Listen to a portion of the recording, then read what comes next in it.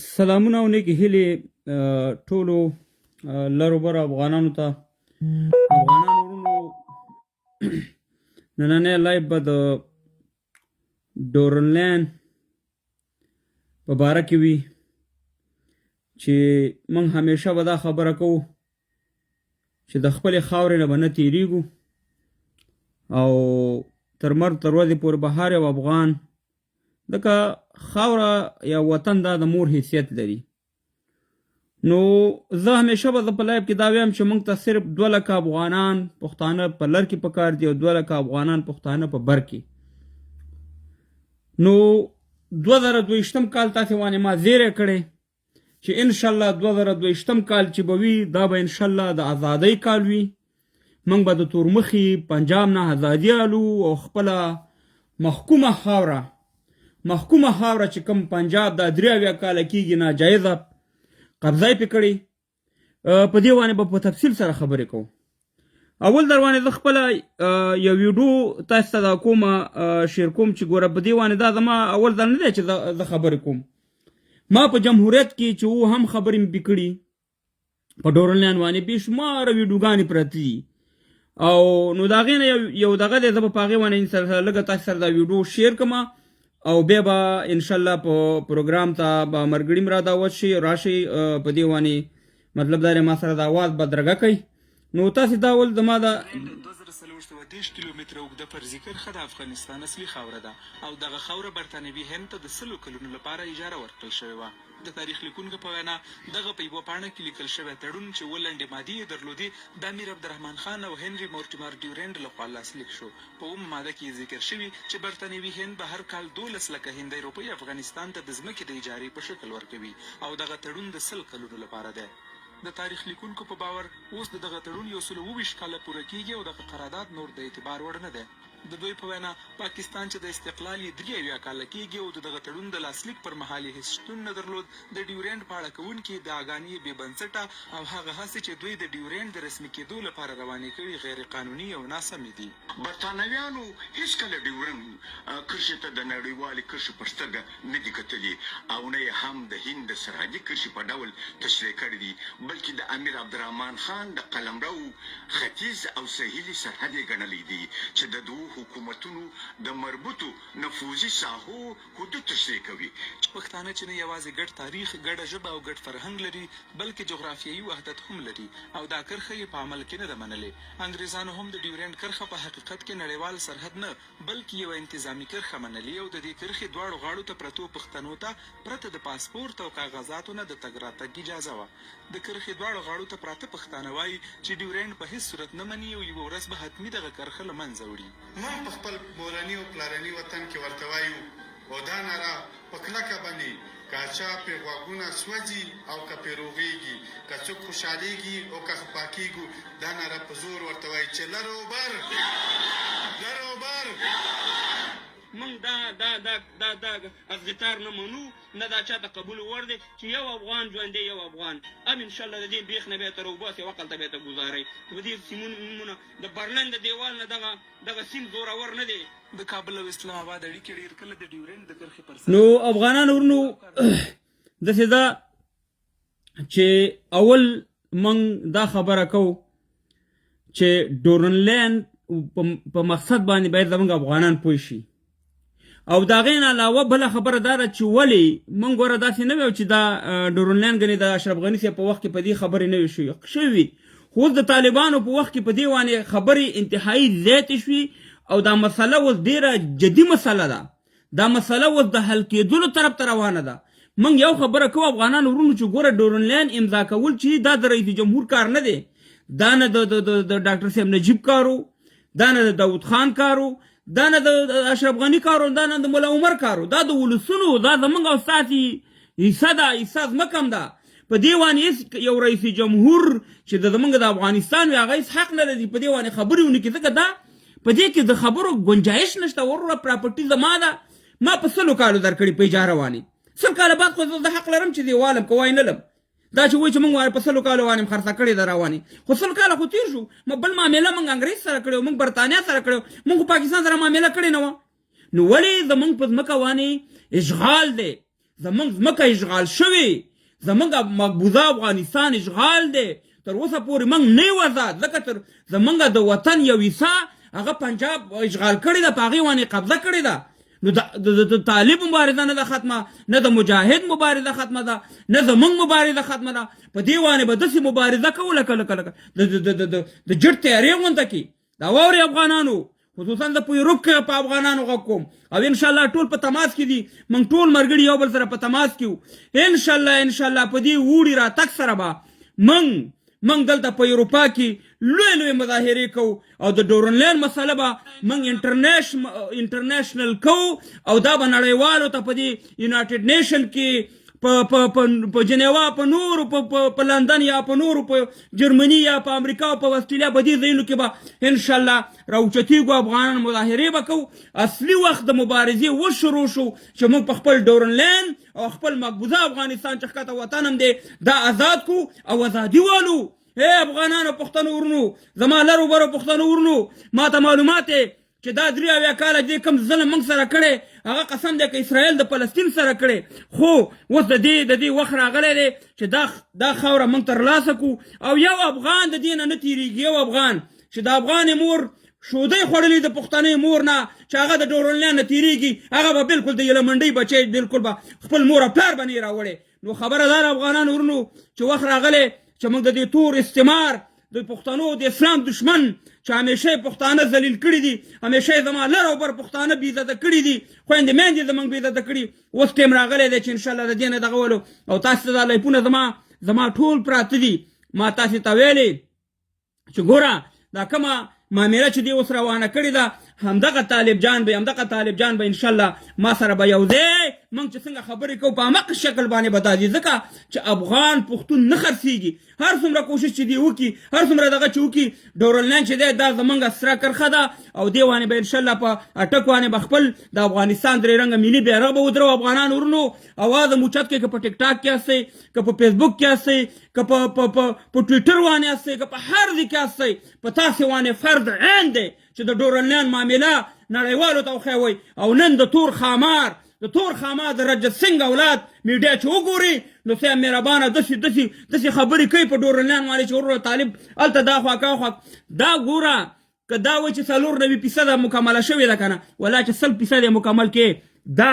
داسې میخاردار نه دی. دا به انشاءالله موږ د دې ښکته مقبوضه افغانستان په کباړیانو خرڅوو. په خدای یقین وکړه داسې به د بوټ نه یو راوباسو، او دا پښتانه، دا شینواري، دا صافي، دا یوسفزي، دا ممن، دا احمدزي بلا تندر به والي چې د میږو غوندې به نه راوځي. نو موږ خالي انتظار دی افغانان ورونو، شپې م رانږدې دي، 2022 انشاءالله دا به وګورئ، دا به زموږ د ازادۍ کال وي، دا به زموږ د خپلواکۍ کال وي. او دې 2 کسانو ګلخانانو ته مه ګورئ. زه راته یو خبره کوم، یو خبره، په ګلخانانو کې 2 رقمه دي، 2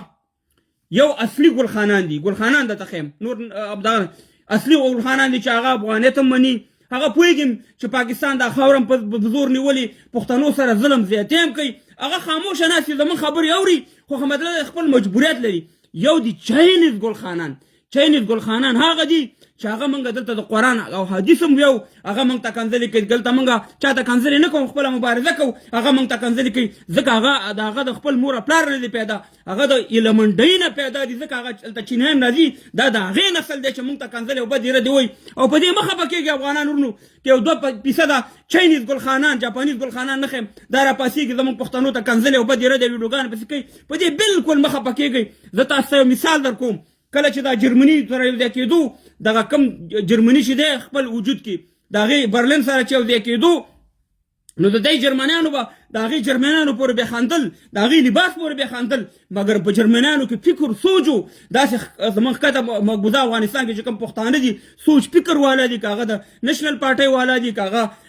چکزي صاحب دي، که هغه شیرپاو دي، که نور دي، هغه د سوچ فکر والا دي، هغه په دې شي باندې سر خلاص دي. په 2 کسانو موږ، نو هغې به هغې پورې خندل، خو هغه جرمنیان چې وو هغې فکر او سوچ لرودو، ویل چې یاره موږ دغه جرمنیان چې دا زموږ قوم دی، دا زموږ وجود دی، د دې نه بغیر موږ جرمني جوړېږو نه. نو هغه د برلین دیوال د دې نه مضبوط و، داسې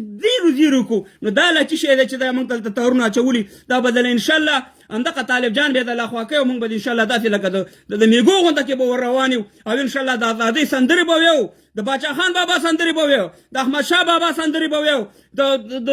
خان شهید سندرې به ویو د نورو د پښتنو د خوشحال خان بابا سندرې به ویو بیا به موږ د قاضي اعظم سندرې نه ویو بیا به موږ د علامه اقبال سندرې نه ویو ځکه قاضي اعظم خو بیخي د اصل یې نه دی معلوم خو د انګریز یو خدای خبر کې هندو دی که څه شی دی او علامه اقبال چې دی ټول شعرونه د خوشحال خان بابا نه پټ کړي دي تاسې وګورئ د خوشحال خان بابا شعرونه د پښتو نه هغسې په اردو باندې ترجمه کړي د هغې نه موږ خپل ایروګان لرو موږ میرویس خان بابا لرو موږ سید راجب خان لرو موږ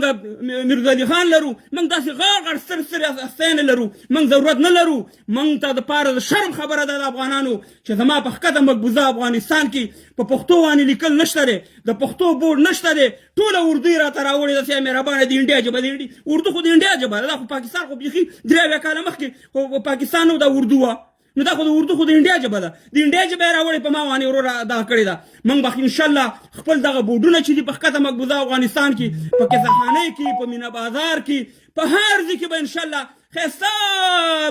دا خبره چې د جنت ژبه وي وایي زه به جنت ته د پښتو سره ځم دا حمزه بابا خبره نو انشاءالله دا به ټول په پښتو باندې لیکو او انشاءالله دا تور خامار دا د پښتنو دشمن دا د پښتنو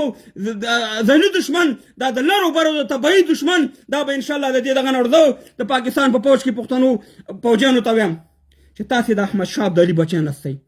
لږ دې ګریوان کې سوچ وکئ 3 کاله یو 10 منټه تاسې دا سرچ کړئ چې د پاکستان د پښتنو سره کم ناروا ده چې نه ده کړې او بیا تاسې لاړ شئ فلسطین وګورئ چې اسرائیلیانو به دومره ظلم کړی یا انډیا به په کشمیر کې دومره ظلم کړی لکه دې چې کړی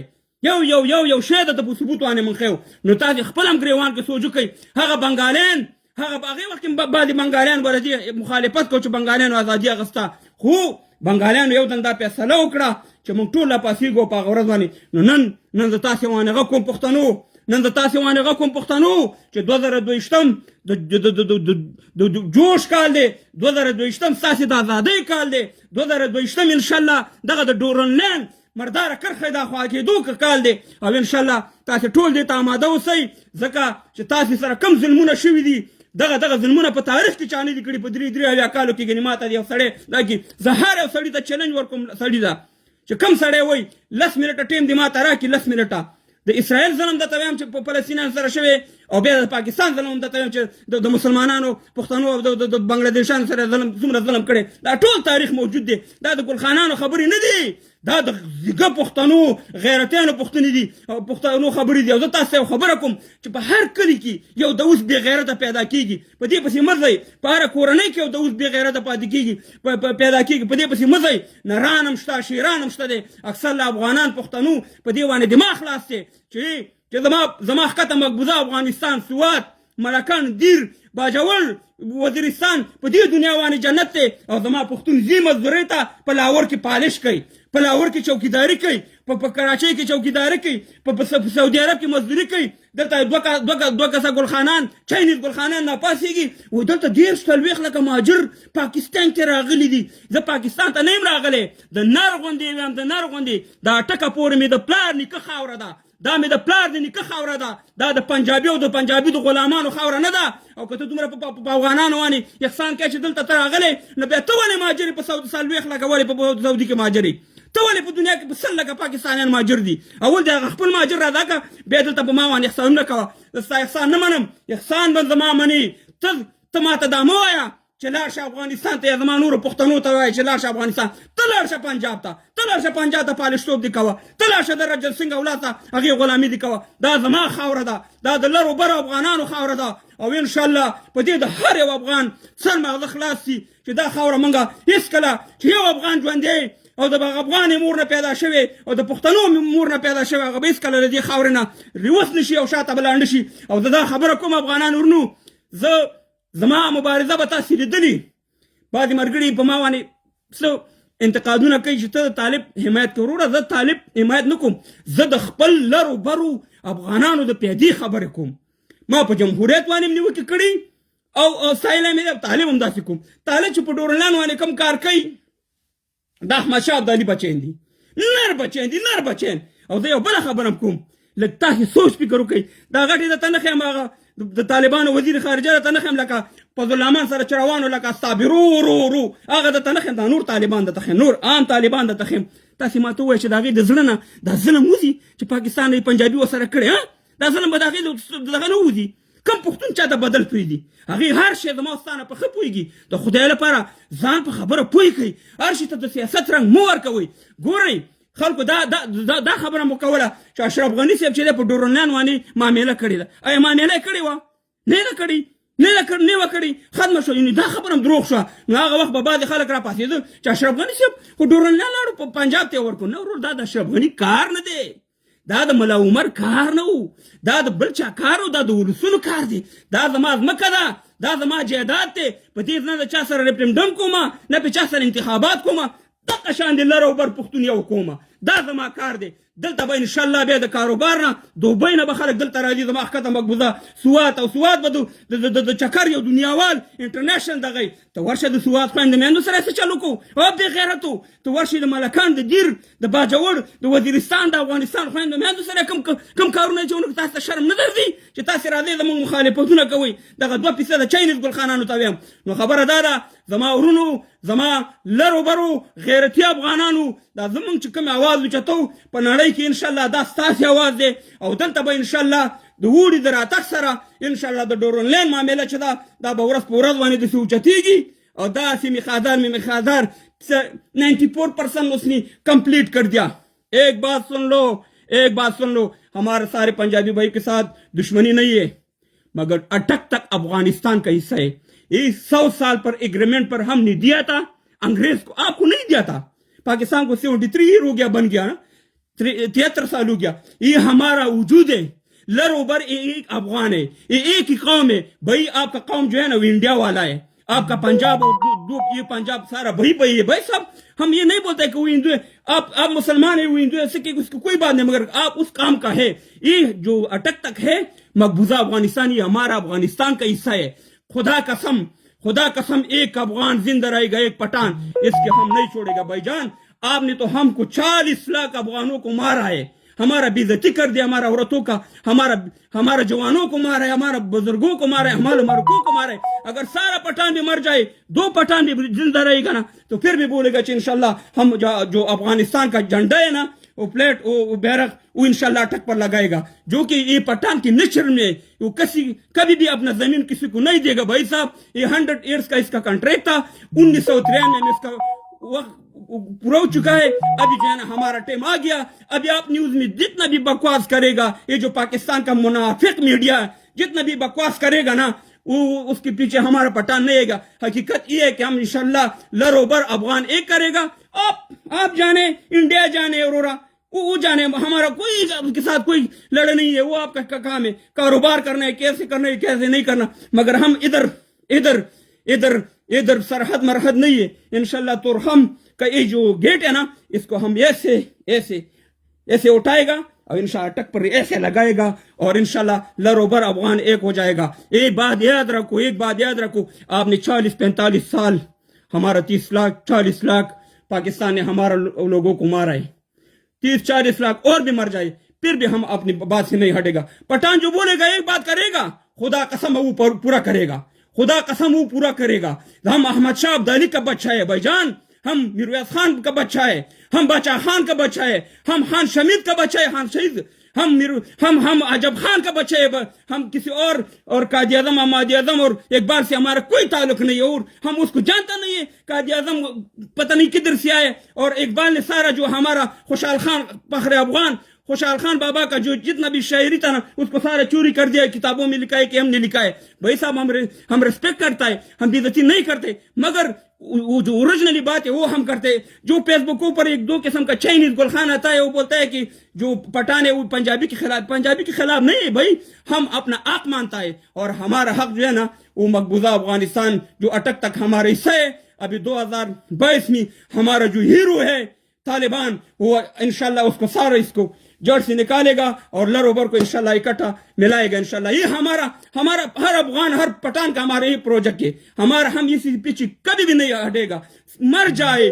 जितना भी हम दलील हो जाए, अभी लोग बोलते हैं कि अफगानिस्तान में भूख है, हम भूख से मर जाए मगर खुदा की कसम से हम अटक से नहीं पीछे हटेगा, अटक पर अपना बेरग लगाएगा इंशाल्लाह, उधर हम इंशाल्लाह सारा पठानों को इकट्ठा करेगा और जश्न करेगा इंशाल्लाह। तो हम जमा उर्दू की भी जमा जब खुना दा खुद इंडिया जब दा पाकिस्तान जब ना पाकिस्तान भी जब लरीना पाकिस्तान ची लरी जब कौमी दगा ची दे अगर इंडिया दे उर्दू दा मिली सुरो दे चे तराना चवता वही दा पारसी के दे पारसी दे ईरान दा सफा खबर तो कानूनी ची दे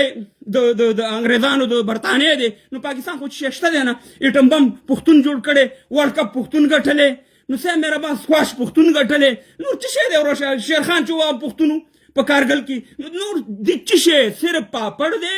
और